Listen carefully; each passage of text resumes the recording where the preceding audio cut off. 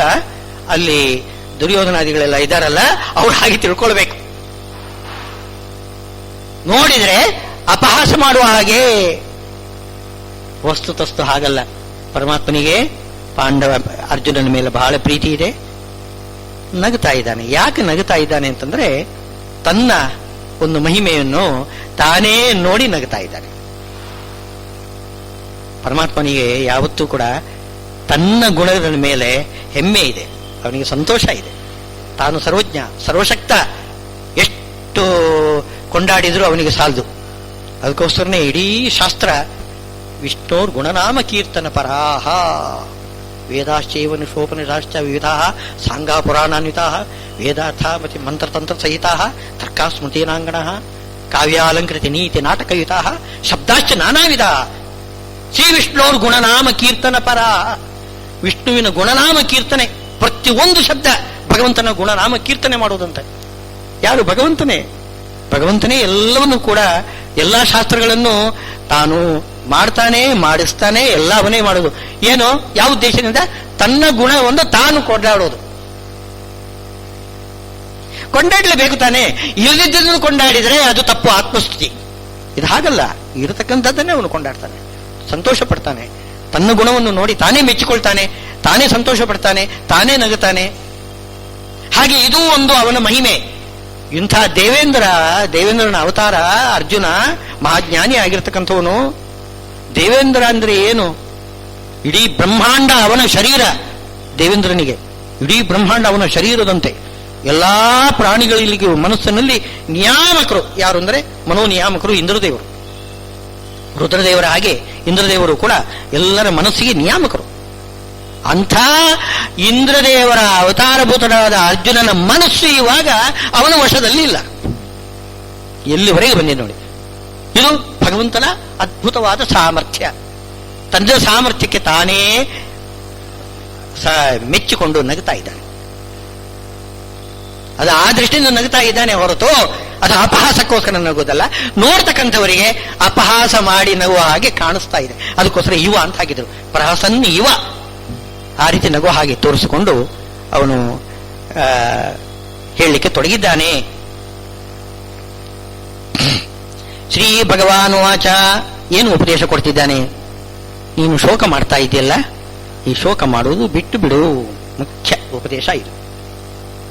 ಬಂಧುಗಳಿಗಾಗಿ ಶೋಕ ಮಾಡಬೇಡ. ಒಂದೇ ಒಂದು ಉಪದೇಶ, ಕೊನೆ ತನಕನೂ ಕೂಡ. ಅಶೋಚ ನನ್ವಶೋಚಸ್ತ್ವಂ ಪ್ರಜ್ಞಾವಾದಾಂಶ್ಚ ಭಾಷಸೆ ಗತಾಸೂನ್ ಅಗತಾಸೂಂಶ್ಚ ನಾನು ಶೋಚಂತಿ ಪಂಡಿತಾ. ಪಂಡಿತರು, ಜ್ಞಾನಿಗಳು. ಪಂಡಿತರು ಅಂತಂದ್ರೆ ಪಂಡ ಅಂದ್ರೆ ಜ್ಞಾನ, ಒಳ್ಳೆ ಜ್ಞಾನಿಗಳು.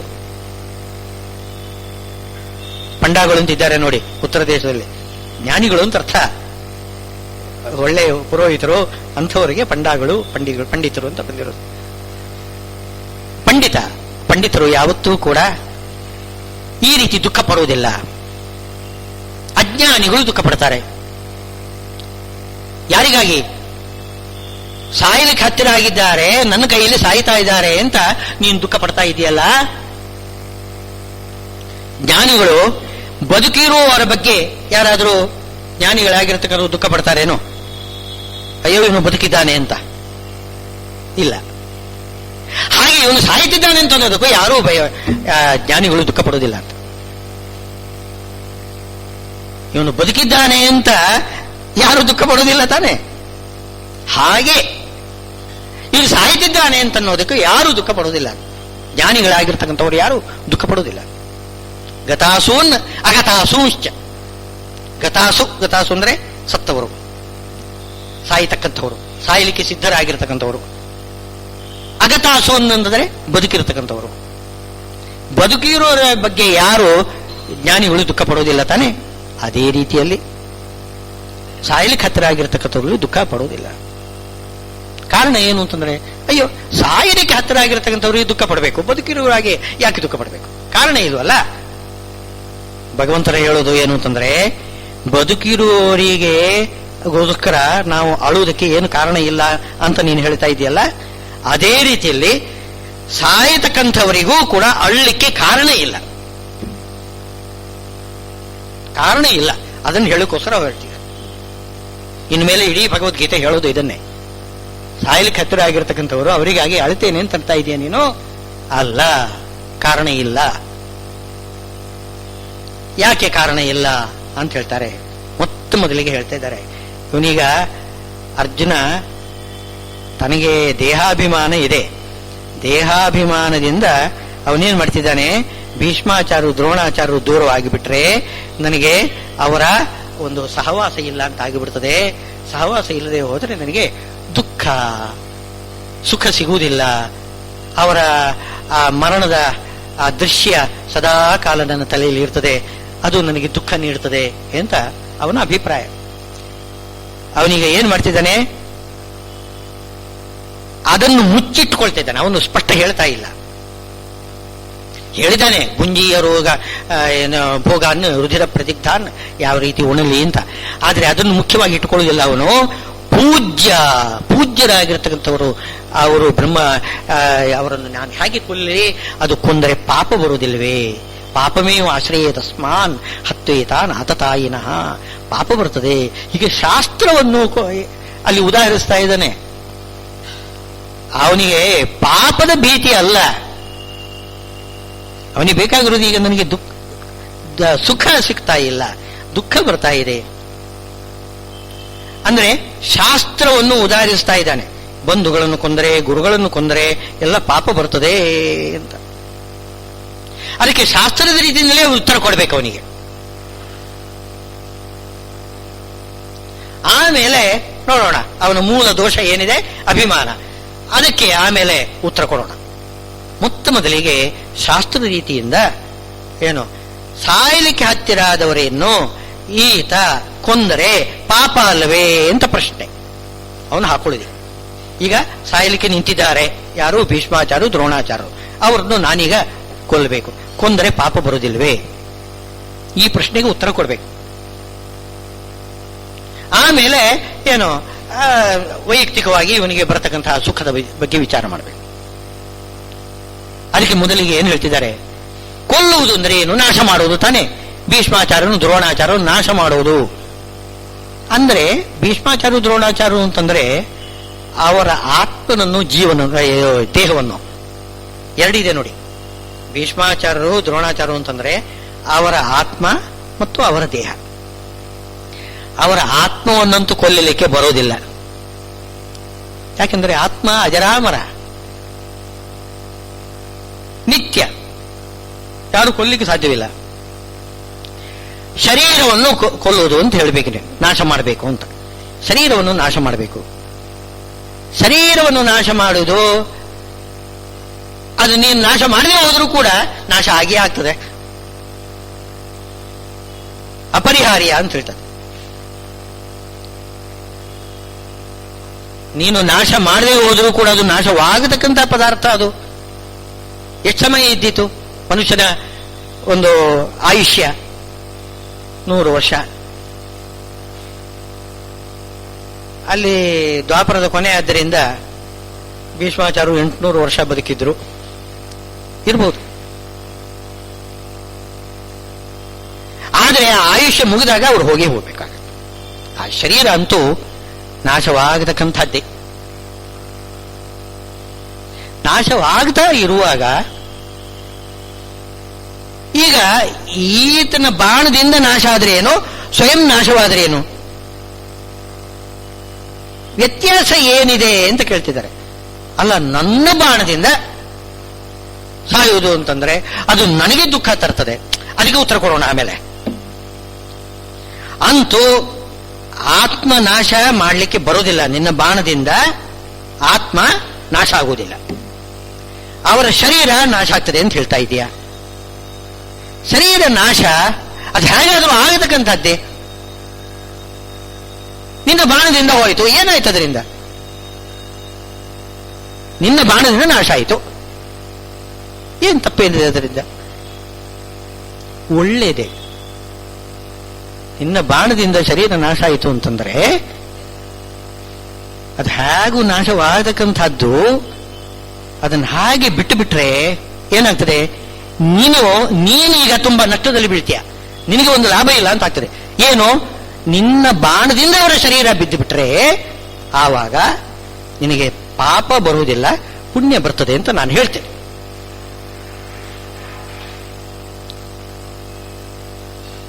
ನೋಡಿ, ಹೂವು, ತುಳಸಿ ಇಂಥದ್ದೆಲ್ಲ ಇದೆ, ಪದಾರ್ಥಗಳೆಲ್ಲ ಇವೆ, ಬೆಳೀತದೆ.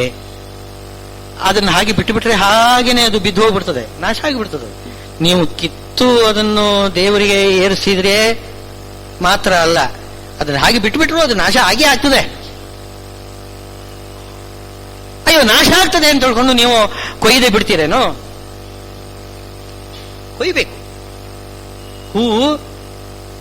ಹೂವು ಬಿಡಿಸ್ಬೇಕು, ತುಳಸಿ ಬಿಡಿಸ್ಬೇಕು, ತಂದು ಭಗವಂತನಿಗೆ ಏರಿಸ್ಬೇಕು, ಅಂದ್ರೆ ಪೂಜೆ ಆಗ್ತದೆ. ಈಗ ನೀವು ಅದು ನಾಶ ಆಗ್ತದೆ ಅಂತ ಹೇಳ್ಕೊಂಡು ಬಿಟ್ಟು ಬಿಟ್ರೆ ತನ್ನಿಂತಾನೇ ನಾಶ ಆಗೇ ಆಗ್ತದದು. ನಿಮಗೆ ಅದರಿಂದ ಪ್ರಯೋಜನ ಇಲ್ಲ ಅಷ್ಟೇ. ಈಗ ಇದರಿಂದ ಏನಾಗ್ತದೆ, ನಿನಗೆ ಪ್ರಯೋಜನ ಇದೆ, ನೀನು ಅದರಿಂದ ಪೂಜೆ ಮಾಡಿದ ಹಾಗಾಯ್ತು.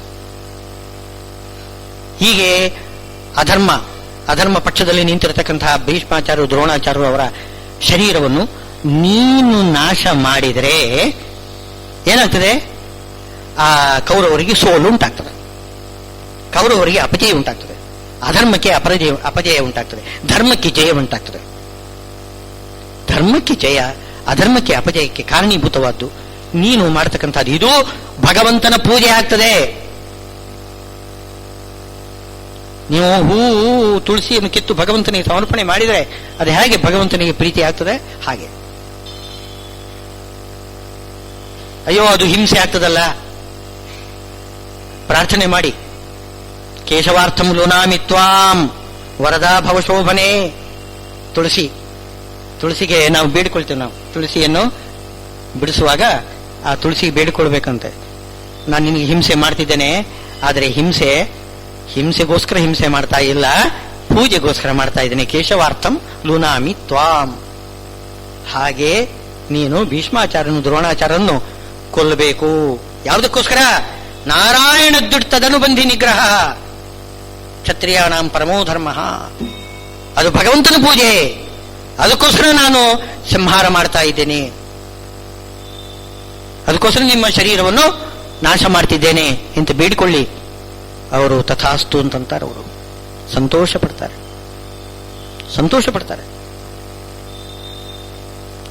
ಆ ತುಳಸಿ ಗಿಡಕ್ಕೆ ಜ್ಞಾನ ಇಲ್ಲದೆ ಹೋದರೂ ಕೂಡ ಅಲ್ಲಿ ಇರತಕ್ಕಂಥ ಏನು ದೇವತೆ ಇದ್ದಾಳಲ್ಲ, ತುಳಸಿ, ಶ್ರೀ ಸಖಿ ಶುಭೆ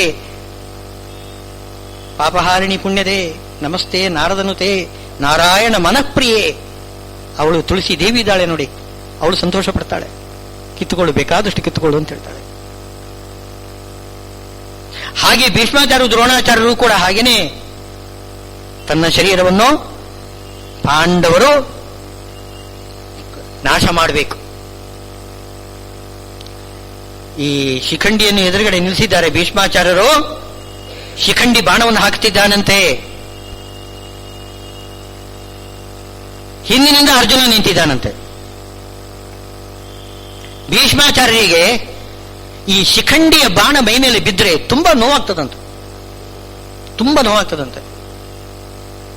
ಶಸ್ತ್ರವನ್ನು ಚೆಲ್ಲಿಬಿಟ್ರು. ಆಮೇಲೆ ಅರ್ಜುನನ ಬಾಣ ಬಂತು. ಅದು ಮೈಗೆ ಬಿದ್ದಾಗ ಹಾಯ್ ಅಂತ ಅನ್ಸದಂತೆ, ಬಹಳ ಸುಖ ಆಗ್ತದಂತೆ ಹೇಳಿದ್ದಾರೆ, ಮಹಾಭಾರತದಲ್ಲಿದೆ. ನೋಡಿ ಇದು ಅರ್ಜುನನ ಬಾಣ, ನನಗೆ ಬಹಳ ಸಂತೋಷ ಆಗ್ತದೆ. ಆ ಶಿಖಂಡಿ ಬಿಡ್ತಕ್ಕಂಥ ಬಾಣ ಅದು ದುಃಖಕರ ಅಂತೆ. ಈ ಭಾವನೆ ಇದೆ. ಅರ್ಜುನ ಕೊಂದರೆ ಮಹಾಜ್ಞಾನಿಯವನು ಭಗವದ್ಗೀತೆಯ ಉಪದೇಶವನ್ನು ಪಡೆದಿದ್ದಾನೆ, ಭಗವತ್ ಪೂಜಾರೂಪವಾಗಿ ನನ್ನ ಶರೀರವನ್ನು ಹೊಡಿತಾ ಇದ್ದಾನೆ, ಸಂತೋಷ ಆಗ್ತದೆ ಭೀಷ್ಮಾಚಾರ್ಯರಿಗೆ. ಅದಕ್ಕೋಸ್ಕರನೇ ಧರ್ಮರಾಜನಿಗೆ ಉಪದೇಶ ಮಾಡಿದ್ದಾರೆ, ನೀನು ಶಿಖಂಡಿಯನ್ನು ನಿಲ್ಲಿಸು, ನಾನು ಶಸ್ತ್ರ ಸನ್ಯಾಸ ಮಾಡ್ತೇನೆ, ಆವಾಗ ನನ್ನನ್ನು ಹೊರಸಾಯಿಸಿ. ದ್ರೋಣಾಚಾರ್ಯರು ಹಾಗೆಯೇ ಹೇಳಿದರು, ಅಶ್ವತ್ಥಾಮಾಚಾರ್ಯರ ವಧೆಯನ್ನು ನನ್ನ ಕಿವಿಗೆ ಹಾಕು, ಕಿವಿಗೆ ಬಿದ್ದರೆ ಸಾಕು ಅಂತ ಹೇಳಿದ್ದಾರೆ. ನನಗೆ ನಂಬಿಕೆ ಆಗಬೇಕು ಅಂತೇನಿಲ್ಲ, ಕಿವಿಗೆ ಬಿದ್ದರೆ ಸಾಕು, ನಾನು ಶಸ್ತ್ರನ್ಯಾಸ ಮಾಡಿಬಿಡ್ತೇನೆ. ಇಬ್ಬರೂ ಕೂಡ ತುದಿಗಾಲಲ್ಲಿ ನಿಂತಿದ್ದಾರೆ. ಈ ಅರ್ಜುನನ ಬಾಣಗಳಿಂದ ನಾವು ಸಾಯಬೇಕು, ಎಷ್ಟು ಪ್ರೀತಿ ಅರ್ಜುನನ ಮೇಲೆ. ಯಾಕೆ ಪ್ರೀತಿ ಅದು? ಅರ್ಜುನ ಸಾಕ್ಷಾತ್ ಶ್ರೀಕೃಷ್ಣನಿಗೆ ಪರಮ ಪ್ರಾಣದಂತೆ ಇರತಕ್ಕಂಥವನು. ಆ ಶ್ರೀಕೃಷ್ಣನ ಪೂಜೆಗಾಗಿ ಯುದ್ಧ ಮಾಡ್ತಾ ಇದ್ದಾನೆ. ನಮ್ಮ ಶರೀರವನ್ನು ಏನು ನಾಶ ಮಾಡ್ತಿದ್ದಾನೆ. ಅದು ನಾಶ ಅಲ್ಲ, ಶರೀರದ ನಾಶ ಅಲ್ಲ, ಭಗವಂತನ ಪೂಜೆ. ಈ ದೃಷ್ಟಿಯಿಂದ ಅವರು ಸಂತೋಷ ಪಡ್ತಾರೆ. ಆದ್ದರಿಂದ ಆತ್ಮ ನಾಶದಿಂದ ಏನು ತೊಂದರೆನಾಗುವುದಿಲ್ಲ, ಆತ್ಮ ನಾಶನೇ ಆಗುವುದಿಲ್ಲ. ದೇಹ ನಾಶವಾದರೂ ಕೂಡ ಅದು ಭಗವಂತನ ಪೂಜೆ ಆಗ್ತದೆ. ಈ ಆತ್ಮ ನಾಶವಾಗುವುದಿಲ್ಲ ಅಂತನ್ನೋದನ್ನು ಸಮರ್ಥನೆ ಮಾಡ್ತಿದ್ದಾನೆ ಶ್ರೀಕೃಷ್ಣ ಈ ಶ್ಲೋಕದಲ್ಲಿ. ನತ್ವೇವಾಹಂ ಜಾತು ನಾಸಂ ನತ್ವಂ ನೇಮೇ ಜನಾಧಿಪಾಃ ನಚೈವ ನ ಭವಿಷ್ಯಾಮಃ ಸರ್ವೇ ವಯಮತಃ ಪರಂ. ನಚೈವ ನ ಭವಿಷ್ಯಾಮಃ ಸರ್ವೇ ವಯಮತಃ ಪರಂ. ನಾನು ಹಿಂದೆ ಇರಲಿಲ್ಲ ಅಂತೇನಿಲ್ಲ, ಹಿಂದೆನೂ ಇದ್ದೆ, ಇನ್ನು ಮುಂದೆನೂ ಇಲ್ಲ ಅಂತ ಆಗುವುದಿಲ್ಲ, ಮುಂದೆನೂ ಇರ್ತೇನೆ. ಹಾಗೆ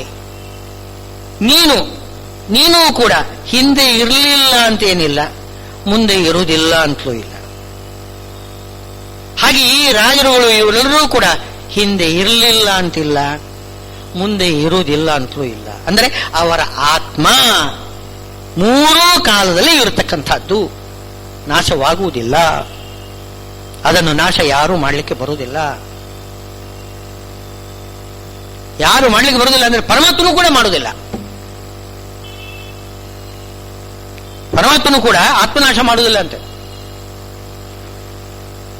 ದೇಹನಾಶ ಯಾರು ಬೇಕಾದರೂ ಮಾಡಬಹುದು. ಅದನ್ನು ಪರಮಾತ್ಮನ ಪೂಜಾರೂಪವಾಗಿ ಮಾಡಿದರೆ ಅವರಿಗೆ ಲಾಭ. ತಮ್ಮ ಸ್ವಂತಕ್ಕಾಗಿ ರಾಗದ್ವೇಷಗಳಿಗೆ ಒಳಗಾಗಿ ಅವರೇನಾದರೂ ಇನ್ನೊಬ್ಬರ ಶರೀರವನ್ನು ನಾಶ ಮಾಡಿದರೆ ಅವರಿಗೆ ನರಕ, ಅನಿಷ್ಟ. ಆ ಸ್ವರೂಪವನ್ನು ಮಾತ್ರ ಯಾರೂ ನಾಶ ಮಾಡಲಾರರು, ಪರಮಾತ್ಮನು ಕೂಡ ನಾಶ ಮಾಡುವುದಿಲ್ಲ. ಅದಕ್ಕೆ ಉದಾಹರಣೆ ನತ್ವೇವಾಹಂ ಜಾತುನಾಸಂ, ನಾನು ಅಜರಾಮರ.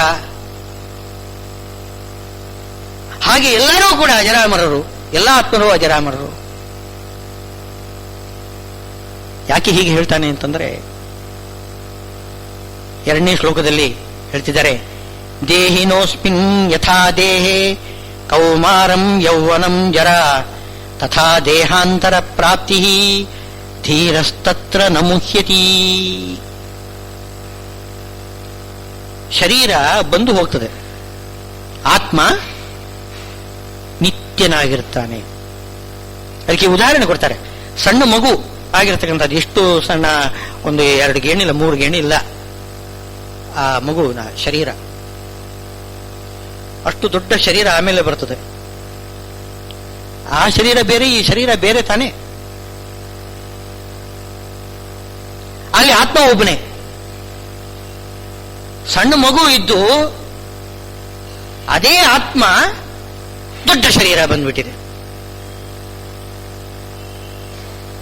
ಹಾಗಾದ್ರೆ ಆತ್ಮ ಒಂದೇ ತಾನೆ. ಅವನೇ ಹೇಳ್ತಾನೆ, ನಾನು ಸಣ್ಣಗಿದ್ದೇನೆ, ಇದ್ದೆ, ಈಗ ನಾನು ಬೆಳೆದಿದ್ದೇನೆ. ಅವನಿಗೆ ಅನುಭವ ಬರ್ತದೆ. ಹಾಗಿದ್ರೆ ದೇಹ ಬೇರೆ ಇದ್ರೂ ಕೂಡ ಆತ್ಮ ಒಂದೇ ತಾನೆ.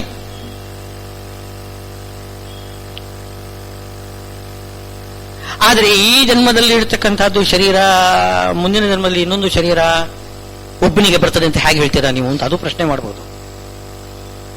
ಈಗಾದ್ರೆ ಏನಾಗ್ತದೆ, ಸಣ್ಣ ಶರೀರವೇ ನಮ್ಮ ಕಣ್ಣು ಮುಂದೆ ಬೆಳೆದಿರ್ತದೆ. ತಂದೆ ತಾಯಿಗಳು ನೋಡ್ತಿರ್ತಾರೆ, ಇಷ್ಟು ಸಣ್ಣ ಮಗು ಇವಾಗ ಇಷ್ಟು ಎತ್ತರಕ್ಕೆ ಬೆಳೆದಿದ್ದಾನೆ. ಪ್ರತ್ಯಕ್ಷ ನೋಡ್ತೇವೆ ನಾವು. ಅದೇ ಶರೀರ ಅಲ್ಲ, ಬೇರೆ ಶರೀರ ಬೇರೆ. ಅದು ಸಣ್ಣ ಶರೀರ, ಇದು ದೊಡ್ಡ ಶರೀರ, ಬೇರೆ ಬೇರೆನೆ. ಆದರೆ ಪ್ರತ್ಯಕ್ಷ ನೋಡ್ತಿದ್ದೇವೆ, ಆತ್ಮ ಒಂದೇ ಅಂತನ್ನೋದು ನಮ್ಮ ಅನುಭವಕ್ಕೆ ಬರ್ತದೆ. ಆದರೆ ಜನನ ಮರಣ ಇದೆಲ್ಲ, ಮರಣಾನಂತರದಲ್ಲಿ ಪುನರ್ಜನ್ಮ ಬರ್ತದೆ. ಆವಾಗ ಅದೇ ಆತ್ಮ ಇದೆ ಅಂತನ್ನೋದಕ್ಕೆ ಏನು ಆಧಾರ? ಏನು ಹೇಳ್ತೀರಿ? ಏನು ಆಧಾರ ಕೊಡ್ತೀರಿ? ಅದಕ್ಕೆ ಹೇಳ್ತಾರೆ, ಈ ಶರೀರ, ಸಣ್ಣ ಶರೀರ ದೊಡ್ಡ ಶರೀರ ಹೇಗಾಗ್ತದೋ ಹಾಗೆ ಎರಡು ಶರೀರ ಬಂದು, ಸಣ್ಣ ಶರೀರ ಇತ್ತು, ಆಮೇಲೆ ದೊಡ್ಡ ಶರೀರ ಬಂತು. ಹಾಗೆ ಆ ದೊಡ್ಡ ಶರೀರ ಹೋಗಿ ಪುನಃ ಸಣ್ಣ ಶರೀರ ಬರ್ತದೆ, ಪುನಃ ಆ ಸಣ್ಣ ಶರೀರ ಹೋಗಿ ದೊಡ್ಡ ಶರೀರ, ಹೀಗೆ ದೊಡ್ಡ ಶರೀರ ಹೋಗುವುದು, ಸಣ್ಣ ಶರೀರ ಬರುವುದು. ಇದು ಪುನಃ ಪುನಃ ಬಂದು ಹೋಗ್ತಕ್ಕಂಥದ್ದು, ಇದು ಬರ್ತಾ ಇದೆ. ಆದ್ರಿಂದ ಯಾವ ರೀತಿ ಸಣ್ಣ ಶರೀರದಲ್ಲಿ ಇರತಕ್ಕಂಥವನು ಬೆಳೆದು ದೊಡ್ಡವನಾದಾಗ ಅವನೇ ಒಬ್ಬನೇ ಆತ್ಮ ಅಂತ ಹೇಳ್ತಿರೋ ಹಾಗೆ ತಥಾ ದೇಹಾಂತರ ಪ್ರಾಪ್ತಿ, ಇನ್ನೊಂದು ಶರೀರ ಬಂದರೂ ಕೂಡ ಆತ್ಮ ಒಬ್ಬನೇ ಅಂತ ತಿಳ್ಕೊಳ್ಬೇಕು.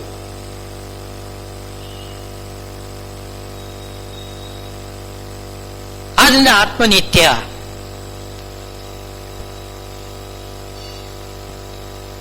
ಇನ್ನು ಧೀರಸ್ತತ್ರ ನಮುಹ್ಯತಿ ಅಂತ ಹೇಳ್ತಿದ್ದಾರೆ. ಧೀರಸ್ತತ್ರ ನಮುಹ್ಯತಿ ಅಂತಂದ್ರೆ ಸ್ವಲ್ಪ ಜ್ಞಾನ ತಿಳುವಳಿಕೆ ಇರತಕ್ಕಂಥವನು ಈ ವಿತಂಡವಾದ ಮಾಡುವುದಿಲ್ಲ. ಕೆಲವರು ಮಾಡ್ತಾರೆ, ಶರೀರಕ್ಕಿಂತ ಬೇರೆ ಆತ್ಮ ಎಲ್ಲಿದ್ರಿ, ಸುಮ್ಮನೆ ಹೇಳ್ತಾ ಇರೋದು, ನೀವು ಕಲ್ಪನೆ ಮಾಡೋದು, ನಾನು ಬಿಟ್ಟು ನನ್ನ ಶರೀರ ಅಂತ, ನನ್ನ ಶರೀರ ನಾನೇ ಶರೀರ. ಈಗ ನನ್ನ ಕೈ ಅಂತ ಹೇಳ್ತೇವೆ, ಈ ಶರೀರದ ಕೈ ಬೇರೆ, ಶರೀರ ಬೇರೆನಾ? ಹಾಗೆ ನನ್ನ ಶರೀರ ಅಂದ್ರೂ ನಾನು ಬೇರೆ ಅಲ್ಲ, ಶರೀರ ಬೇರೆ ಅಲ್ಲ ಹೇಳ್ತೇವೆ. ವ್ಯವಹಾರದಲ್ಲೆಲ್ಲ ನಾವು ನನ್ನ ಶರೀರ ಅಂತ ಹೇಳ್ತೇವೆ, ಬರೀ ವ್ಯವಹಾರ ಅದು, ನಾನೇ ಶರೀರ. ಈಗ ಪ್ರಶ್ನೆ ಮಾಡ್ತಕ್ಕಂಥವ್ರು ಇದ್ದಾರೆ, ಚಾರ್ವಾಕರು ಅಂತ. ಚಾರ್ವಾಕ ಸಿದ್ಧಾಂತ ಇದೆಯಲ್ಲ, ಇಂಡಿಯನ್ ಮೆಟೀರಿಯಲಿಸಮ್ ಅಂತ. ಅವರು ಏನು ಹೇಳೋದು, ಏನು ಇದು ಶರೀರಕ್ಕಿಂತ ಬೇರೆ ಆತ್ಮ ಇಲ್ಲ, ಶರೀರವೇ ಆತ್ಮ. ಯಾವ ಜೀವಂ ಸುಖಂ ಜೀವೇತ್ ಋಣಂಕೃತ್ವ ಘೃತಂ ಪಿಬೇತ್ ಭಸ್ಮೀಭೂತಸ್ಯ ದೇಹಸ್ಯ ಪುನರಾಗಮನಂ ಕುತಃ ಅಂತ. ಬದುಕಿರುವಷ್ಟು ಕಾಲ ಸುಖವಾಗಿ ಇರಬೇಕಪ್ಪ. ಏನು ಸಿಗಲಿಲ್ಲ ಅಂತಂದ್ರೆ, ಏನು ತಿನ್ಲಿಕ್ಕೆ ಸಿಗಲಿಲ್ಲ ಅಂತಂದ್ರೆ ಕಾಡಿ ಬೇಡಿ ಸಾಲವಾದ್ರೂ ತಕೊಂಡು ಯಾರಿಂದಾದ್ರೂ ಒಂದಿಷ್ಟು ತುಪ್ಪದ ಅನ್ನ ತಿನ್ನಿ, ಚೆನ್ನಾಗಿ ಊಟ ಮಾಡಿ. ಆಮೇಲೆ ನಮಗೆ ಸಾಲ ತೀರಿಸಲಿಕ್ಕೆ ಆಗಲಿಲ್ಲ, ಚಿಂತೆ ಇಲ್ಲ, ನೀವು ಆಮೇಲೆ ಸತ್ತೋಗ್ತಿರಲ್ಲ, ಸತ್ತೋದ್ಮೇಲೆ ಮತ್ತೆ ಏನಿಲ್ಲ. ಭಸ್ಮೀಭೂತಸ್ಯ ದೇಹಸ್ಯ ಪುನರಾಗಮನಂ ಕುತಃ, ಆಮೇಲೆ ಪುನಃ ಬರುವುದಿಲ್ಲ. ಹುಟ್ಟಿ ಸಾಯುವವರೆಗೆ ಒಬ್ಬ ಆತ್ಮ ಇರ್ತಾನೆ, ಆಮೇಲೆ ಇಲ್ಲವೇ ಇಲ್ಲ ಅಂತ ಹೀಗೆ ಹೇಳ್ತಾರೆ ಅವರು. ಧೀರ ತತ್ರ ನಮುಹ್ಯತಿ. ಇದು ಧೀರ ಅಂತಂದ್ರೆ ಧಿಯಾ ರಮಂತೆ ಇತಿ ಧೀರ ಅಂತ, ಧೈರ್ಯ ಒಳ್ಳೆಯವನಂತ ಹಾಗರ್ಥ ಅಲ್ಲ. ಧೀರ ಅಂತಂದ್ರೆ ಒಳ್ಳೆ ಆಲೋಚನೆ ಮಾಡ್ತಕ್ಕಂಥ ವಿವೇಕಿ ಆಗಿರ್ತಕ್ಕಂಥವನು. ಅವನು ಈ ರೀತಿ ಆಲೋಚನೆ ಮಾಡುವುದಿಲ್ಲ, ಶರೀರವೇ ಆತ್ಮ ಅಂತ ಹೇಳುವುದಿಲ್ಲ. ಶರೀರ ಬೇರೆ, ಆತ್ಮ ಬೇರೆ. ನನ್ನ ಶರೀರ ಅಂತ ಅನ್ನೋದು ವ್ಯವಹಾರ ಅಲ್ಲ, ಅದು ನನ್ನ ಇದೇ ಒಳಗಡೆ ಅನುಭವನೇ ಹಾಗೆ ಹೇಳ್ತಾ ಇದೆ. ನಾನು ಬೇರೆ, ನನ್ನ ಶರೀರ ಬೇರೆ, ಅನುಭವನೇ ಆಗಿದೆ. ಅದು ಈ ಚಾರ್ವಾಕವಾದ ಅದು ಬುದ್ಧಿವಂತರು ಹೇಳ್ತಕ್ಕಂಥ ವಾದ ಅಲ್ಲ, ಧೀರರು ಹೇಳ್ತಕ್ಕಂಥ ಮಾತಲ್ಲ. ಆದರೆ ಈ ಚಾರ್ವಾಕ ವಾದವನ್ನು ಹುಟ್ಟಿಸಿ ಹಾಕಿದವರು ಯಾರು ಗೊತ್ತೇ? ಬೃಹಸ್ಪತ್ಯಾಚಾರ್ಯರು. ಬುದ್ಧಿ ಅಂದ್ರೆ ಬೃಹಸ್ಪತ್ಯಾಚಾರ್ಯರ ಬುದ್ಧಿ ಅಂತ ಇರೋದು ಕ್ರಮ. ಅಂಥ ಬೃಹಸ್ಪತ್ಯಾಚಾರ್ಯರೇ ಈ ಚಾರ್ವಾಕವಾದ ಹುಟ್ಟಿಸಿ ಹಾಕಿದವರು. ಶುಕ್ರಾಚಾರ್ಯರು ದೈತ್ಯರಿಗೆ ಗುರುಗಳು. ಒಮ್ಮೆ ಶುಕ್ರಾಚಾರ್ಯರು ತಪಸ್ಸಿಗೆ ಅಂತ ಹೋದ್ರಂತೆ. ಆವಾಗ ಬೃಹಸ್ಪತ್ಯಾಚಾರ್ಯರು ಆಲೋಚನೆ ಮಾಡಿದ್ರೆ ಇದು ಒಳ್ಳೆ ಸಮಯ ಅಂತ. ಅಲ್ಲಿ ಗುರುಗಳಿಲ್ಲ ಅವರಿಗೆ, ಯಾರಿಗೆ? ದೈತ್ಯರಿಗೆ ಗುರುಗಳಿಲ್ಲ, ಅವರು ತಪಸ್ಸಿಗೆ ಹೋಗಿದ್ದಾರೆ. ಈ ಸಂದರ್ಭದಲ್ಲಿ ದೈತ್ಯರನ್ನು ಸ್ವಲ್ಪ ದಾರಿ ತಪ್ಪಿಸಬೇಕು, ಏನ್ ಮಾಡೋಣ ಅಂತ ಆಲೋಚನೆ ಮಾಡಿ ಬೃಹಸ್ಪತ್ಯಾಚಾರ್ಯರು ಸ್ವಲ್ಪ ಸಮಯ, ಅವರು ಶುಕ್ರಾಚಾರ್ಯರು ಹೋಗಿ ಸ್ವಲ್ಪ ಸಮಯ ಆಗಿತ್ತು, ಅಷ್ಟರಲ್ಲಿ ಶುಕ್ರಾಚಾರ್ಯ ವೇಷ ಹಾಕೊಂಡು ಬೃಹಸ್ಪತ್ಯಾಚಾರ್ಯರು ಬಂದರು.